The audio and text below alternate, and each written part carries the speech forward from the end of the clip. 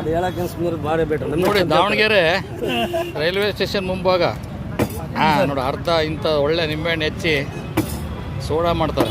Masala soda ಏನಪ್ಪಣಿ? ಹ್ಞೂ sir. ಏನೇನು ಹಾಕ್ತೀವಿ ಅದಕ್ಕೆ? ಉಪ್ಪು, ಒಂಚೂರು ಉಪ್ಪು, ಮಸಾಲ, ಶುಂಠಿ, ಅದ್ಭುತ. ಒಂಚೂರು ರೈಸ್. ಭಾಳ ಚೆನ್ನಾಗಿರ್ತದೆ ರೀ. ಬರೀ 30 ರೂಪಾಯಿ.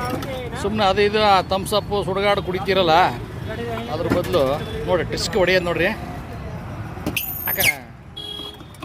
ಅವಾಗ ಗಲಾಟೆ ಆದಾಗ ಸೋಡಾ ಹೊಡಿತಾರೆ ಅನ್ನೋರು. ಗಲಾಟೆ ಎಬ್ಬಿಸಿ ಕುಡಿತಾರೆ ನೋಡಿ. ಮಜಾ ಆಯ್ತಾ? ಮುರುಗ ಹೆಂಗೆ ಬರ್ತದೆ ನೋಡ್ರಿ ತಣ್ಣಗೆ. ಒರಿಜಿನಲ್. ನಾನು ಇಲ್ಲಿ ಬಂದಿದ್ದೆ ಇವತ್ತು, ಕುಡಿದು ಭಾಳ ಚೆನ್ನಾಗಿದೆ. 30 ರೂಪಾಯಿ ಬರೀ. ಅದು ಇದು ಕುಡಿಯೋ ಬದಲು ಒಟ್ಟಷ್ಟು ಹೋಟ್ಲಿಗೆ ಹೋಗಿ ಅನಿಸ್ಲಿಲ್ಲ. ಅಲ್ಲೊಂದು ಪ್ಯಾರ್ಲಂಟ್ ತಗೊಂಡೆ ದೊಡ್ಡದು, 30 ರೂಪೀಸ್. ಕುಡಿಯಪ್ಪ, ಚೆನ್ನಾಗಿದೆ. ನಿಮ್ಮ ಹೆಸರು ಏನಪ್ಪ? ಬಸವರಾಜು. ಅವಾಗ ನಾವು ಸಣ್ಣರಿದ್ದಾಗ ಹಳೆ ಬಸ್ ಸ್ಟ್ಯಾಂಡ್ನಾಗೆ ತಣ್ಣಂದೇ ಅಂತ ಬರ್ತಿತ್ತು ಒಂದು ಅಜ್ಜ. ಅದು ನೆನಪಾಯ್ತು. ಅವ್ರಿಗೆ ಗೊತ್ತಲ್ಲ, ಲೋಕಪ್ಪ ಗೊತ್ತಲ್ಲ ನಿಮಗೆ?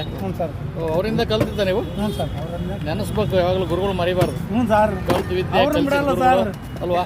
ಯಾರು ಬಿಡ್ರ ಅವ್ರು ಬಿಡಲ್ಲ ಸರ್ ನಾವು, ಅಲ್ವಾ? ಅವಾಗ ನಾವು ಸಣ್ಣರಿದ್ದಾಗ ಬರ್ತಿದ್ವಿ ಇಲ್ಲಿ. ಅವಾಗ ಅಜ್ಜನ ಹತ್ರ ಕುಡ್ದೆ ಹೋಗಿದ್ವಿ. ತಣ್ಣಗಳ ಚೆನ್ನಾಗಿರೋದು.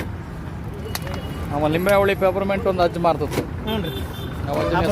ಬಸ್ ಸ್ಟ್ಯಾಂಡ್ನಾಗೆ. ನಿಂಬೆ ಹುಳಿ ಅಂತಿದ್ರು. ಗಾಡಿ ಗಿಟ್ಕೊಂಡು ಮಾಡ್ತಿದ್ದ ಅಜ್ಜ. ಅಬ್ಬಾ, ಗಡ್ರಗ್ಗಂತ ಒಳ್ಳೆ ತೇಗ್ ಬಂತು. ಸುಮ್ಮನೆ ಅದು ಇದು ಕುಡಿಯೋ ಬಂದು ಕುಡಿಯೋದು ಚೆನ್ನಾಗಿ ನೋಡಿ. ಆರೋಗ್ಯ ಚೆನ್ನಾಗಾಗುತ್ತಲ್ಲ ಅಣ್ಣ? ಗ್ಯಾಸ್ಟ್ರಿಕ್ ಇದೆಲ್ಲ ಆಗುತ್ತೆ. ನೋಡಿರಿ, ಬರೀ 30 ರೂಪಾಯಿ. ನೋಡಿರಿ, ರೈಲ್ವೆ ಸ್ಟೇಷನ್ ಇದೆಯಲ್ಲ, ಅಲ್ಲಿಂದ ಎಡಗಡೆಗೆ ಹೋಗ್ತಾ ಇಲ್ಲ ಬಲಗಡೆಗೆ ಇರ್ತಾರೆ ಅಣ್ಣರು. ನೋಡಿರಿ, ಛತ್ರಿ ಕೆಳಗಡೆ ಚೆನ್ನಾಗಿದೆ. 30 ರೂಪಾಯಿ.